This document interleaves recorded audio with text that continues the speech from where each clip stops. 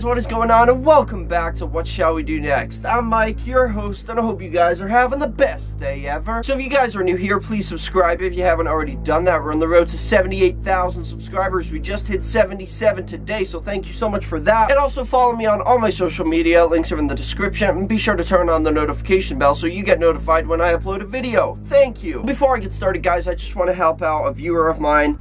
I'm not getting paid for this, by the way. This is not a sponsorship, nothing like that, but they are a student with Bloomington High School, Indiana, the arts department, I guess.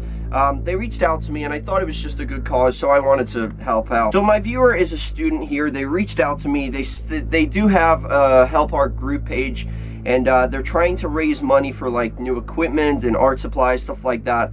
And I thought it was a pretty good cause, so I just want to help them out. So if you guys want to help them out, to raise some money for new equipment for the school, please check out the link in the description. I've checked it out myself. It's like a Help Art group page. They have some pretty cool stuff on there, like candy, books, flowers, and things that you might want to buy for yourself or either as a gift, and the money goes to a good cause. So if you guys want to check it out and help them out, then check the link in the description. Thank you. So yeah, like I said, guys, if you want to help them out, that would mean a lot to me, and I'm sure it would mean a lot to them too. But once again, I am coming back at you guys with another creepy video, and today we are talking about another scary story. And this scary story is called You Can Run, But You Can't Hide. So, the story of You Can Run, But You Can't Hide is a scary ghost story that takes place in Japan. This story is about a group of friends who go and investigate a haunted building, and they receive some very weird phone calls. But enough of the jibber jabber, let's get right over to the story. You can run, but you can't hide.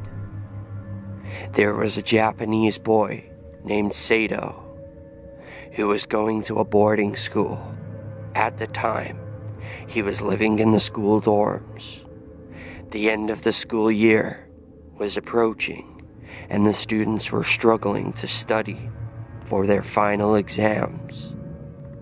One evening, Sato and 3 of his friends were hanging out in his dorm room. They were bored and looking for something to take their minds off the exams. There was an abandoned building near the school, and it was rumored to be haunted. They said that, years ago, a student had committed suicide there. Many people went there at night to test their courage.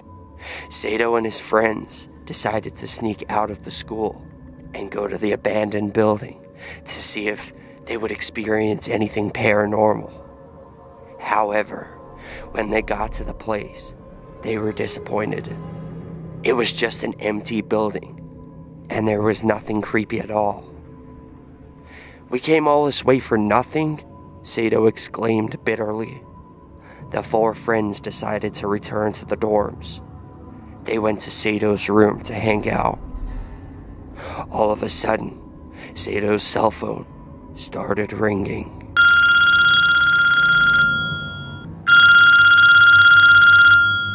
When he answered it, he heard a muffled voice on the other end.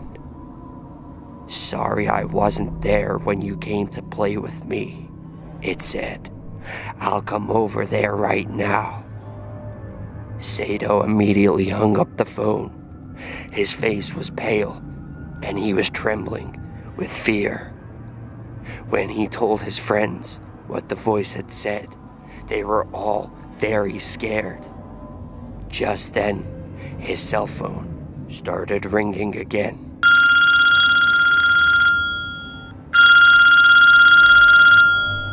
Sato answered it and put it on speakerphone. "I will not leave you alone," the muffled voice on the other end of the line growled. His friends jumped up and ran out of the room. "Come on," they shouted. Sato ran after them. As he ran down the hallway, his phone was still ringing.